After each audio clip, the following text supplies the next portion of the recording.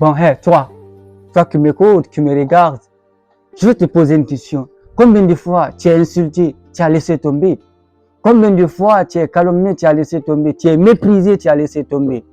Donc, je vais te donner cette histoire juste pour augmenter ta valeur. Je sais que tu as de la valeur, mais cette histoire aussi va te montrer combien de fois tu as de la valeur. Le fait de laisser tomber les injures, les incommodités, les calomnies, tout, etc. Donc, écoute-moi jusqu'au bout pour briser ta valeur, pour reconnaître toi-même ta valeur. Donc, avant d'abord de commencer cette vidéo, cette histoire, si tu n'es pas abonné à la chaîne, je t'invite de t'abonner dès maintenant et d'activer ta cloche de notification pour ne pas rater les anciennes et les prochaines vidéos que je vais te délivrer chaque samedi. Donc, comme d'habitude, je vais aller droit au but du sujet. Il était une fois un éléphant continuait son chemin après s'être baigné dans une rivière. Alors qu'il traversait un pont, il aperçut un cochon complètement couvert de boue. D'alors, le cochon était sale, qui venait dans la direction opposée. L'éléphant s'est mis de côté afin de laisser passer le cochon sale, puis il continua son chemin. Hey, regarde comment je suis grand! Et même l'éléphant était terrifié par moi.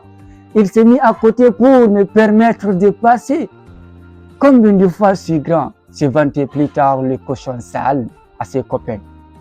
Cette histoire se répandit plus rapidement, c'est-à-dire l'histoire de l'éléphant qui s'incline devant le cochon se répandit plus rapidement qu'un feu de bouche. Plusieurs éléphants, abasourdis par la situation, se sont réunis pour aller voir leur frère éléphant pour bien comprendre cette situation. Était-ce vraiment par peur que tu as cédé le passage au cochon? Demandèrent-ils à leur frère éléphant. L'éléphant soulève sa tête en disant: je pouvais facilement écraser le cochon sous mes pattes, mais je venais tout juste de me laver. Oui, j'étais donc propre, et le cochon, lui, il était complètement couvert de boue, il était donc sale. L'écraser aurait pu rendre ma jambe sale, et j'évitais cela. Je ne voulais pas rendre ma jambe sale, car je venais tout juste de se laver à la rivière. Donc, en conséquence, je me suis mis à côté pour le permettre de passer, pour ne pas qu'il me salisse. En fait, c'est ça. Tu sais, toi, mon frère, ma soeur, dans la vie, dans ta vie, c'est pas parce que tu es fort que tu dois te battre.